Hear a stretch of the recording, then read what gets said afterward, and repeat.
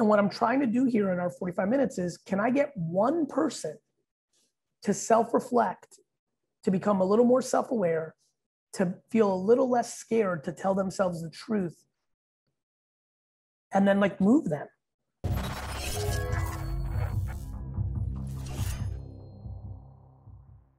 What's up, guys? It's me, Justin Kahn. You're listening to The Quest. I guess you're watching it if you're looking at this video. Today, my guest is my friend GaryVee, Gary Vaynerchuk, larger-than-life personality, famous entrepreneur, social media star. He's out there talking about how to build companies, how to do entrepreneurship, and spreading this message of positivity, which is one of the things I really admire about him. We talked about a lot of different stuff, from NFTs, of course, my favorite topic ever, and all the way to his background in entrepreneurship and what value he gets from talking about it. If you like this video, you know what to do. Smash like, press subscribe, bang that post notification, video notification bell, and I'll be your best friend forever. And in the comments, tell us what you like about the video. Without further ado, here's GaryVee. Gary, what's up? It's good to see you, man. It's good. It's good to see you too, bro. Yeah. So the podcast is all about well-being and kind of how successful people take care of themselves, their journeys, and how they take care of themselves. And I really wanted to dive into that with you, because you're always seemingly running at 1,000 miles an hour. Like, how do you look after yourself, your mind, your body, when you're doing everything that you're doing? I think this is a great question. I think, first of all, thank you for having me on. And second of all, I'm really enjoying watching you go through your process here, because I think you have a lot to add to a lot of people. And I know a lot of people look up to you. And so I'm really enjoying it. And I know I've been pinging you occasionally, telling you that. And so that's why I'm so happy to be on the podcast. I want to keep seeing you doing it.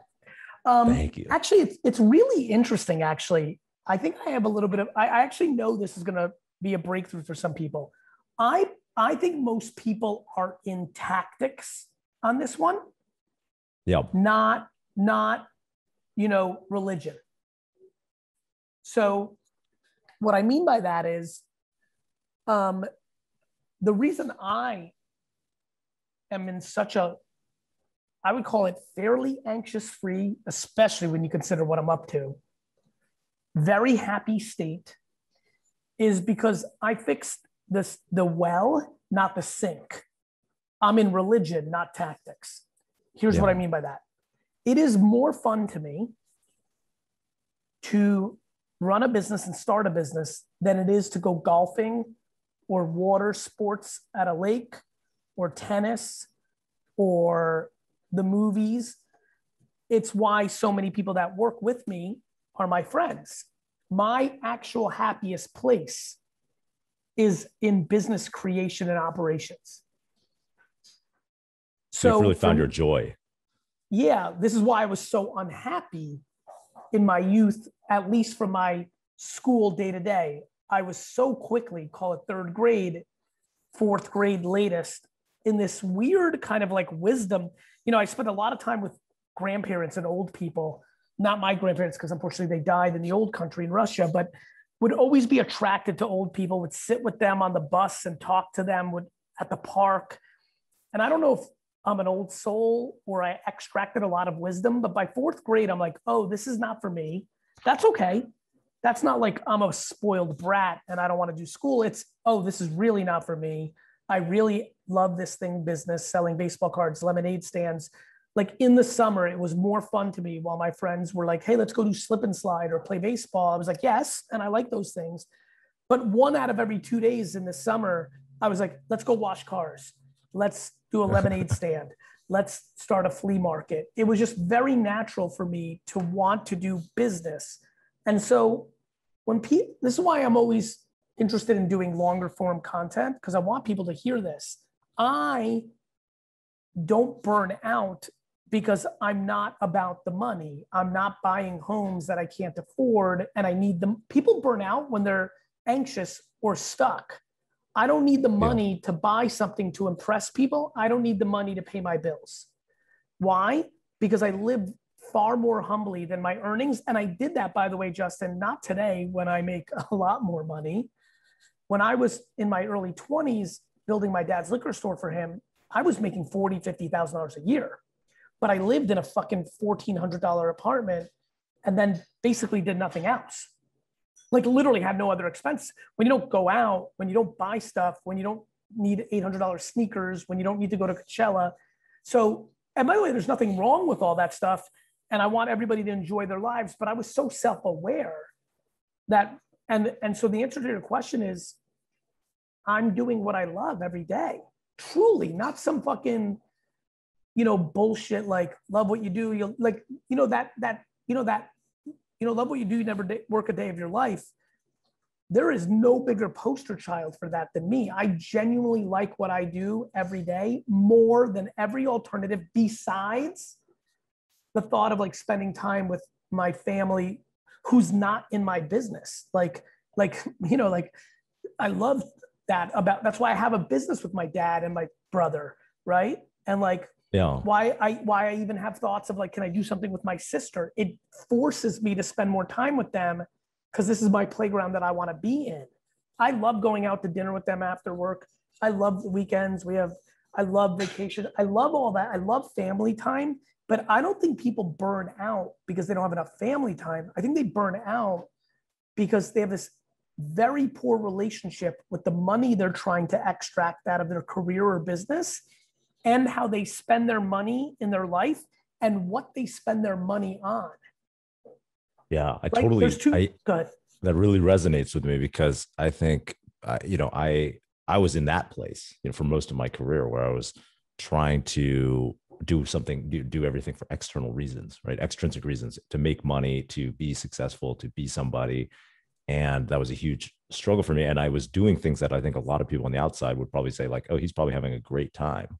But I wasn't, wasn't intrinsically motivated. And so it was like such a struggle for me. What's funny about it is it was a struggle from the way you put your head on your pillow at night, but it was a driver to some successes you've had. And I've been fascinated by this. It was something I started saying 5 or 7 years ago. How you make your money is more important than how much you make. And what I noticed was, oh shit,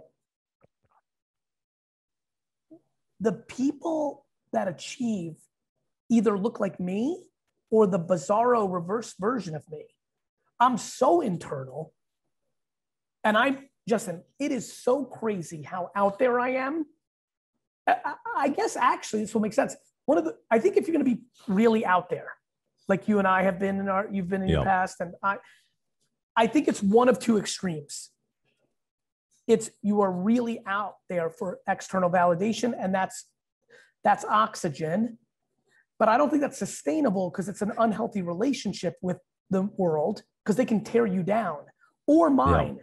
You're in such a cocoon that you fear nothing from the outside. So you can put yourself out there because when they say you suck or they don't think you're successful, you actually can't hear it, which is cool because when they tell you, when you're on the other side of it, which is I'm starting to swim in that lake, you're the best. I mean, people say crazy things to me. Yeah. Like I'm incredibly overrated in a small group of people's minds. And I'm incredibly underrated, I think, in the masses. And and what's cool about that is when you're in a cocoon and can't hear it, and you're just about you and your process, the booing doesn't hurt and the cheering doesn't feel good either. And by that, you're just in silence of your own shit. It's like, for example, the way I feel being Gary Vee or building big businesses or being successful is really no different than the way I feel like when I'm garage sailing on a Saturday. Like I love garage sailing so much. And like finding a teddy bear for 30 cents that I know is $6 on eBay, that high is the same high I get doing a $50 million IPO on an NFT project. They're not any different. I'm just in the cocoon of my process. That's so powerful. How did you get in that cocoon or like discover that for yourself? I think that's probably the biggest driver on the back of Gary Vee. I think I am driven. The reason I think I became so public in hindsight is two reasons. One, I knew that what was going to happen with social and like the internet.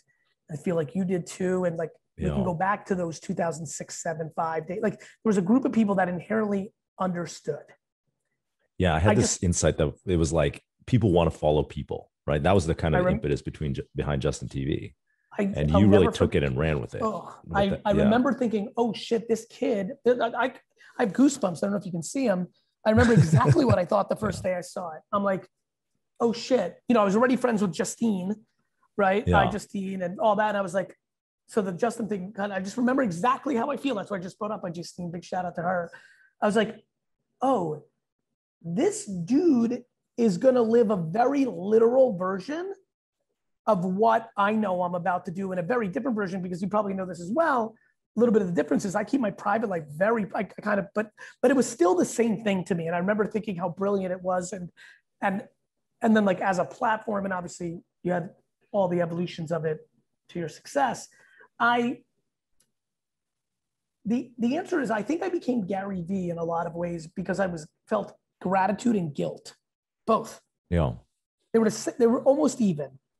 The answer to your question is impeccable parenting, ridiculously fortunate circumstance, being born in the Soviet Union, coming to America, having nothing, being in the 80s in New Jersey, which meant you spent 10 hours a day outside, luck of the draw on DNA.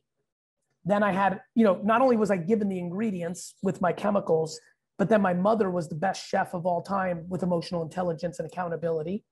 So like, how do you build ridiculous self-esteem while not creating entitlement and delusion is fucking hard. Yeah. And my mom did it for me.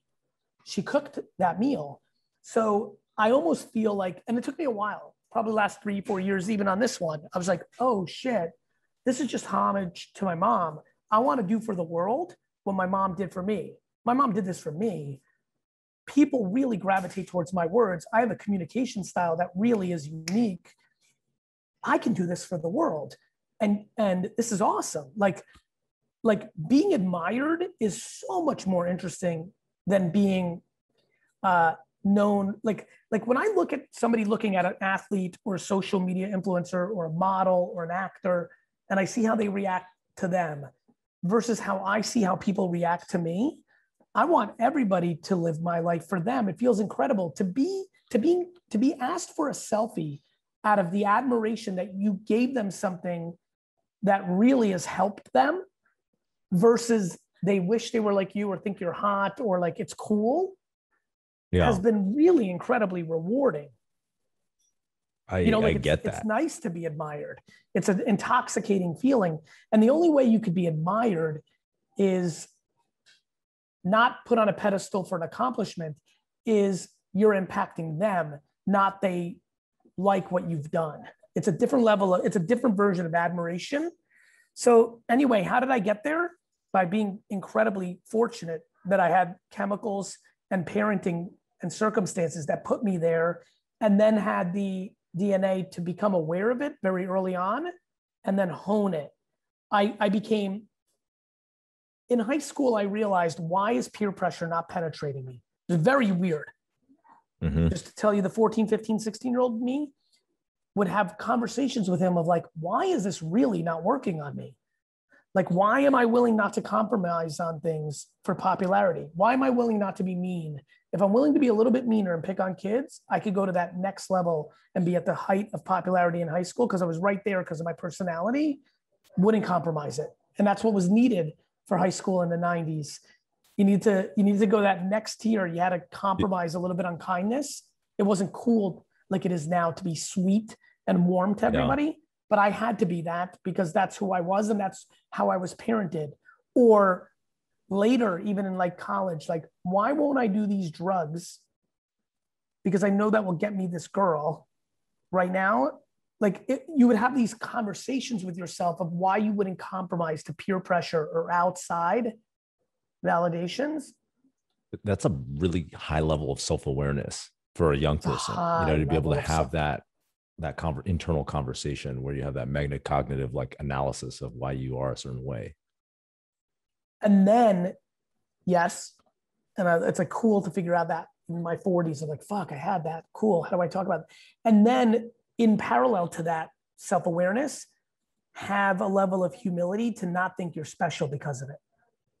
So the thing I'm fascinated by is how powerful to anxiety, starting back to where we are, how much humility and accountability make me happy on a daily basis.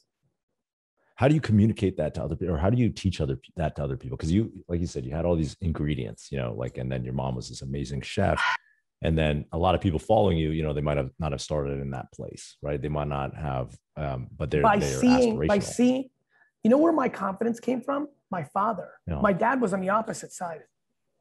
And I was his son coming into a business, and I spent a decade plus pounding my dad.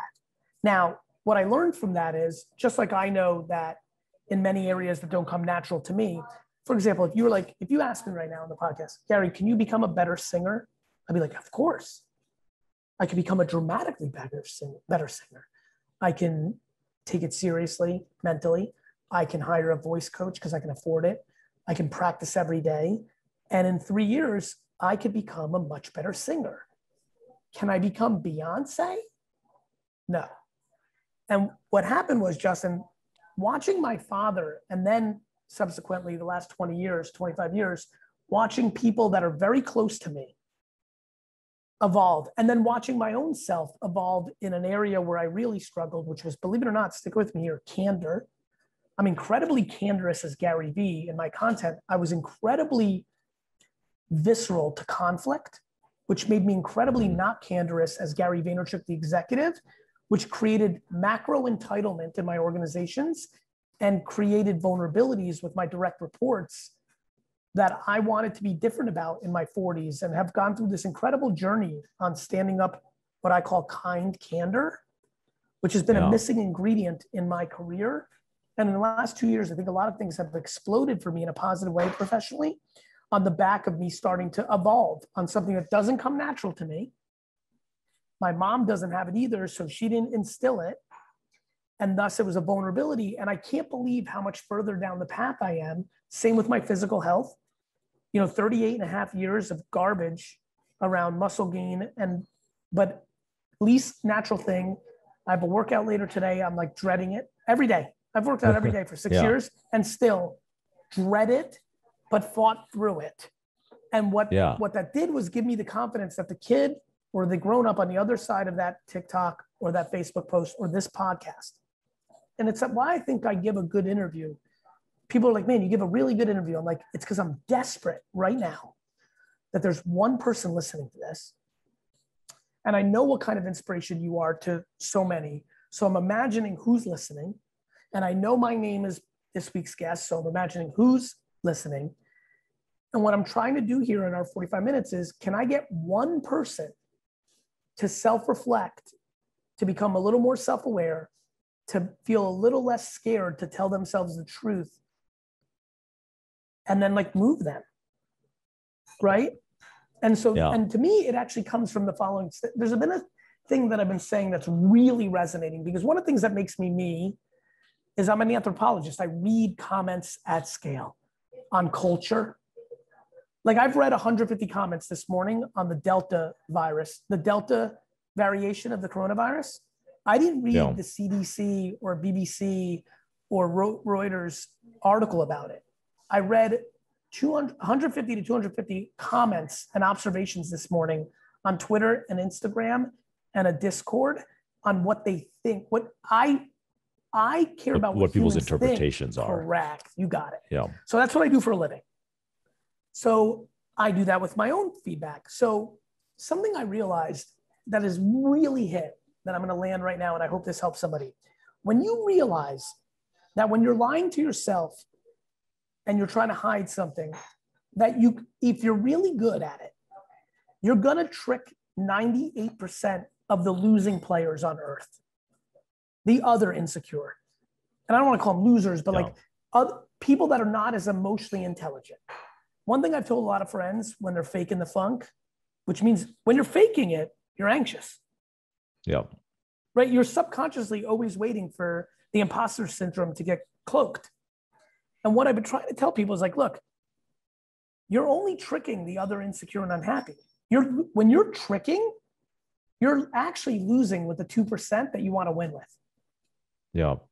Yeah. People that truly confident can see through that. Correct. And so there's a lot of kids doing damage to their personal brand. And by the way, all that personal brand is the slang term for reputation. A lot of people hate that term. And I always laugh. I'm like, what about reputation? They're like, I like that term. I'm like, good. Don't call it personal brand anymore. This is just reputation at scale. And so, yeah, so how do I think about it? I think about speaking to its truth, engaging with people, suffocating excuses, trying to really, really, really, I work on a lot of my people I most care about of, please, please, please don't point fingers. Please point thumbs. If you can get into looking at yourself, when you feel somebody else is in control, you're super vulnerable.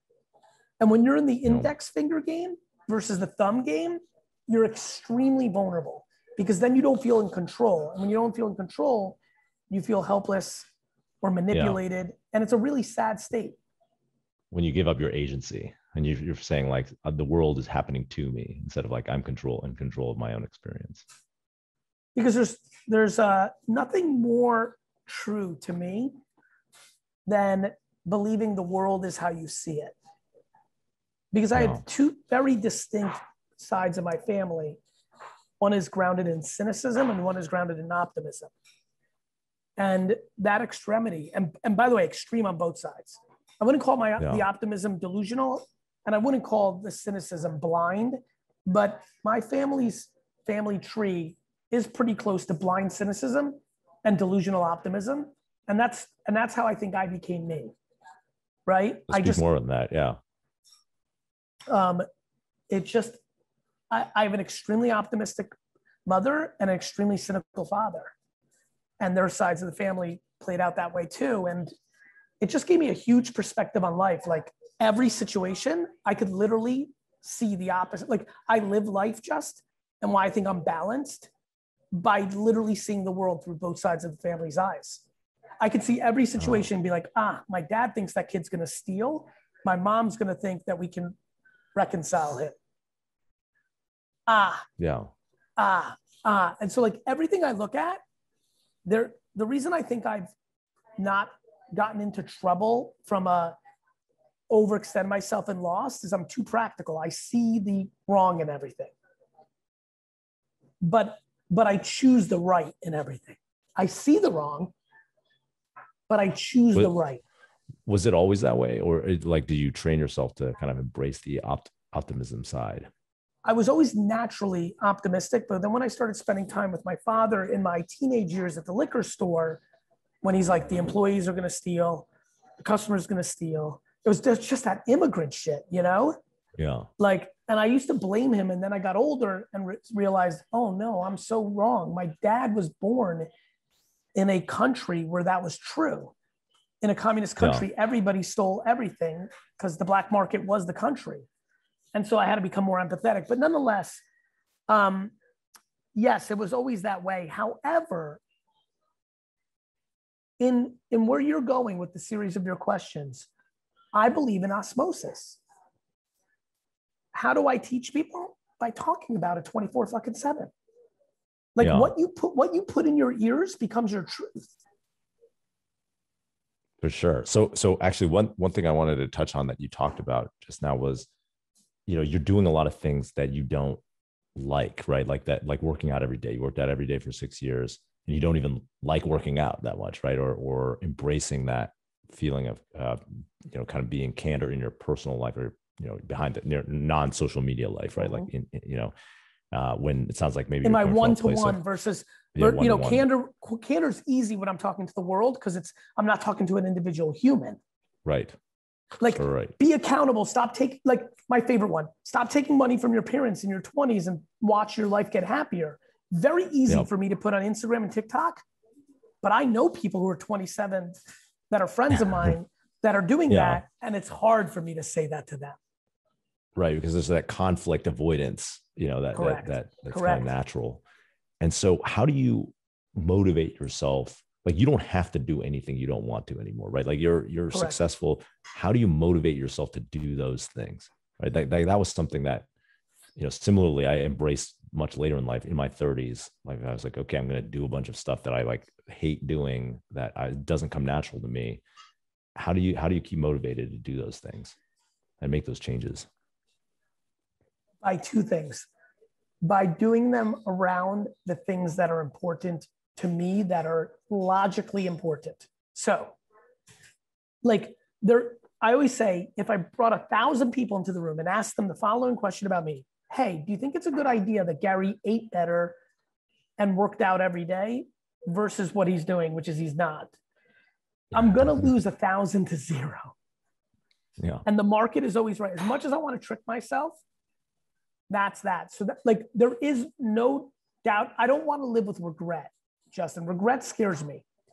And even though working out doesn't come natural, I know at 68, 72, and 79 that it was too on my mind and I was too woke to it, that if I didn't do anything about it, that I would really sit with regret. Yeah. And I didn't want that. I didn't want the last 20 years of my life having that pit in my stomach that the fuck was the matter with me? Of course, well, that excuse that I didn't have time, I was too, but that's full of shit. You have enough time for everything. So I just pounded myself with that combo until I finally figured out my unlock. And by the way, on the record for other people that have been fortunate enough to be able to afford this, mine was I'm more accountable to others than I am to myself. So I hired a full-time trainer who's just for me, travels with me, is my guy. That's his career. And now I don't want to let him down. I don't want to let Mike Vacanti down. So it made it easy. Number two, just is, again, who I am as a man. It was too obvious to me that if I asked 1,000 people and said, you've watched my whole life, was I right in this situation with these 57 things I can think of? 900 of them would say no. And that killed me because I love my emotional structure. And so what that was grounded in, Justin, was, is it okay to say to Justin, who is my direct report, everything's awesome, you're going to do it, try to build him up, and then out of nowhere say you're fired because I wasn't able to give him critical feedback along the way, and then blame him for not picking up on the social cues? And the answer is those 1,000 people would have said, 900 would have said, you're wrong. 100 would have given me the excuse I had, which is he was delusional, he deserved, right? And once I realized that, I said, I can't do that. I have to change that. Oh shit, I have a problem with candor. It's hurting me in all facets of my life, except Gary Vee. That's why everyone loves him. Fuck, I need to do this. And I started chipping away at it. And it's still hard. It still does not come natural. As a matter of fact, I'm writing a new book called 12 and a half. It's coming out in November. It's called 12 and a half. And it talks about, I use the analogy in this podcast, so I like that you picked up on it. It's basically the 12 and a half ingredients for business success. And the reason it's 12 and a half is kind candor is one of them, but I speak to that I'm only halfway there and I only have 12 and a half of the 13 I need right now. Yeah. And I'm very self-reflective. And I tell everybody else, look, you might not have it on ambition or accountability or empathy or patience or kindness. That's okay. We're all in our journeys, but do not dismiss them because they are true. I love that. So many of the things that you are doing, like the book, all the GaryVee stuff, it's like, that's content creation, being out there, kind of creating this admiration, giving people advice that can change their life. Like, do you like that? Like, how does that sit between that and your business? It seems like you really truly love business. I like the business more. Yeah. As a matter of fact, VeeFriends, my new NFT project, in some way subconsciously is being built for me to be less Gary Vee. Okay. What I mean by that is Gary Vee is my vehicle to leave these good things into the world that I know I have in my soul. VeeFriends, empathy elephant, patient panda, perspective pigeon, is me now transforming from being Hulk Hogan to being Vince McMahon. So I believe I'm actually in the year, or within the 6 months of something that I will look back on as a transformative moment in my career, where I went from being Hulk Hogan, the star of wrestling, to being Vince McMahon, the architect of the star of wrestling, and still known. People know who Vince McMahon is. It's not like I'm going into the cage, but I'm going from being Mickey Mouse to becoming Walt Disney. Yeah. People know Walt Disney, but he's not Mickey Mouse. I have a lot of passion for these beautiful human traits. Like when I tell you my passion to make Accountable Ant, which is the character I did for Accountability, like big, like Kid Robot, like Smurfs, like Scooby-Doo. Like I want Accountable Ant to be like fucking hot. Like whether I make a streetwear brand and do like Bape, or whether I do a Sunday morning cartoon, or whether I do a cereal like Accountable Ant and Patient Panda and Empathy Elephant. I'm going to take Gary Vaynerchuk was the architect of GaryVee. The delta between GaryVee and all the mental strategy stuff versus Gary Vaynerchuk, the architect of it, and then the day-to-day operator of the 1,500 person VaynerX ecosystem, it's actually not even close. Don't forget, I was 30 before I made a single piece of content. It wasn't like I had this, I need to move to LA and become famous trait. I had this, oh shit, YouTube and Twitter are going to be the most important shit. Fuck it. I'm going to, like, what do I do? Like, oh shit, I'll just jump in and take this spot for now. And now the next chapter of my evolution will be building the most significant intellectual property. I believe that VeeFriends will have incredible legacy as the first intellectual property that was $1 billion intellectual property built from NFTs, the way that Star Wars was built from film, the way that Harry Potter was built from books, the way that Angry Birds was built from iPhone games. And what that will allow me to do is have GaryVee take a back seat to the way I build up these far more palpable. I mean, me, I'm a high energy, East Coast, aggressive, Jersey, white male. Like I'm not for everyone. And the fact that these characters, the 268 of them that I stood up, they will be for everyone once I break them down into 8 to 12 categories. And I still can, through them, help people unlock these emotional traits that are absolutely, Justin, back to the beginning of this podcast, the foundations of happiness. Fuck this. Like, how do people not, like, the whole like money happiness thing pisses me off. Like, how many people do we need that are trillionaires that commit suicide, or how many people that you meet that are well off, that are deeply troubled? Like, there is no correlation of wealth and happiness. How the fuck are we still confused? This whole I'd rather cry in a Ferrari is only said by people that don't understand. Nobody. I get that comment a lot. You want to cry? Like, yeah, I hate that comment. Like, fuck that comment. I'd much rather be smiling in my fucking leased Honda. Who the fuck wants to cry? Because crying in your Ferrari doesn't mean a tear once in a while. It means you are unhappy. You are insecure. You're buying Ferraris to show people that you made it. You're trying to impress people you don't even like. And so how do people, like, so much of society like catches us in that trap, right? Like, it's almost like everything, Instagram, social media, like what you see on TV orients people around. If I make more, if I become more successful, I'll finally be happy. And so how, I don't know, it's hard for people to break out of that. I'll be honest with you. I actually don't think, well, first of all, you know this, it starts at home. Yeah. Like the household you grew up in and what they valued. I love stereotypes because stereotypes are flawed, because making judgment on people, like everyone's, is ridiculous. But stereotypes are also have nuanced truths. That's how they became stereotypes. When I think about cultures that are more happy, like just they're more free-spirited or happy, you see a family environment where what they cared about was like family dinner on Sundays or always dancing and music, and like it's just so obvious to me from afar. The way you answer it and the way you attack it is in the meta right now. We are two gentlemen who, through hard work and serendipity and timing and a million trillion other variables, have achieved business financial success. Yet we feel compelled, like a fly going to the light or those bugs outside in the summer, to talk about these things because we just inherently know that if you think a Ferrari and a Rolex is going to make you happy, you are delusional. And like, and we've taken on this. Yeah. And we've experienced it from different, different angles and different lenses. I'm coming from a place of somebody who has never shown that. I was never attracted to it. None of my friends were that. I've never showed that in my content. It's not what I like.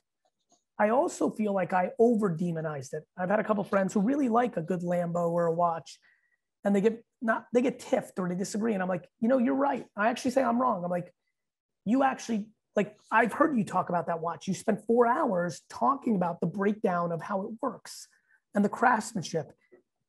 But the reason I say it is because 97% of people do not buy Rolex for its craftsmanship. 90%, exactly. 85, whatever number you want to use. And so I think it's important to teach the kids that, and not even the kids, the 60-year-olds, because it's never too late to change. So I just think it's the meta. I think you just try. We choose what we're about. We choose what we talk about. I choose to talk about the fact that I think kindness and empathy is cool. I also think that accountability is required because so much of our issues is that. We're in a culture now of trying to convince others instead of convincing ourselves. I don't think shame works. I don't think, I don't think fear works. And I think multiple people do that to each other from different angles. And I'm just trying to watch and observe, and I'm trying to put out, I have a lot going on. Why do I want to do this 45 minutes? I want to keep seeing you win because I see something from afar in the way you're doing it. And appreciate you. When you're up to something and you see somebody else have the potential to like expand on it, we need as many allies into mental happiness as possible, and so that. But number two, it's because it's me living the answer to your question by allocating time. Time is my biggest asset. And for me to allocate 45 minutes to talk about it is me doing what you asked, which is, I know I have a platform right now. I especially have a very unique platform. I have incredible, right now that every kid wants to be an investor and a businessman, it's fucking crazy. It must be crazy for you too. When we were growing up, how old are you, Justin? It was not. I'm 38. I'll be turned 38 this year. Amazing. So you know this because you lived it too. It's insane. Like every 14-year-old, boy, girl, I'm an investor. I'm a entrepreneur. I'm going to be an influencer, make my own money. Like this is like, it's like the whole world turned into who I was at 14. But I was the only one at 14 when I was a kid. Now it's the standard. So now I know a lot of these kids, now that the world's opening up a little bit, I'm getting outside. There's been a lot of growth even in the last 18 months. Like I walked by a gaggle of 15-year-olds that like, they start losing their mind. And I'm like, oh my God, this is getting crazy. So what do? I'm very thoughtful about what I put on TikTok. And if I can get those kids, if they think I'm cool, if I can get them addicted to happiness around good things, kindness, like doing it for yourself, not for anybody else, all that stuff, then you're leaving a little bit of a legacy. I love that. Which is absolutely my selfish place. My selfish place is the curiosity of how big of a legacy can I build? And the only way I know how to build a legacy is not how much money I make. Nobody gives a fuck. A small group may, but they're not sustainable. Anybody who cares about my net worth or how much money I made, I'm not going to penetrate them anyway. They're looking for short-term proxies of endorphin like hits. Like I'm looking for people that are looking to run the marathon. I'm not a sprinter. I'm not Usain Bolt. I'm not a sprinter. Yeah. I'm a marathon runner. I'm in Kenya every day running 400 trillion miles, Awesome. That's amazing. I love that. I love that mission. And I love that you're putting time into that, even though, your business is your like number one passion. It's kind of like the opposite for me. I realize that I love creating content more than I ever love running a business. Like this is what I really love to do. And so, awesome. It's funny to see that. It shows. Thank you. I've been reflecting to like why your work recently has been so catching my attention. That sentence made a lot of sense to me. Yeah. I always just and it took me forever to realize that about myself. It took me like 36 years where I was like, oh, I should be a business person. I love, my mom was an entrepreneur. everyone around me, all my friends were entrepreneurs. That's what I thought I was supposed to do. And then, and I was just, the content was kind of incidental or whatever. And now I'm like, oh, actually, I really love creating content. Like I didn't love managing people and running a business. Like I'd rather just be an investor and content creator, and even saying just is that hesitation, but that's my true joy. And so I'm happy. It's funny, as you were talking, I'm like, my brain went to this place where I'm like, oh, I'll definitely I'll definitely do that at some point. I can see myself at 75 to 80 or 63 to 68 during a transition and go back. What a lot of people don't, it's funny. So many people think I'm a motivational speaker and that's it. Yeah. That I'm a content creator. Like people literally, I read I read everything. They're like, but what does Gary Vee do? And I laugh because literally every day of my life that I've been a professional, from May 1998 to June 2021, every single day, all 23 years of my entire professional career, I have been the operating engine of a business as the last line of defense. I have run a business every day for the last 23 years where I am the singular energy that is required to make payroll. And I love that. That being said, could I really enjoy not operating, not having that responsibility, doing the content thing and investing? I could. And I think a lot of people find their way to that place. Amazing. All right. I know you got to go. It's 12:30, but thank you so much for coming on. It's always great to connect with you. Same. If I could do anything for you or anybody watching, please let me know. It's good to see you.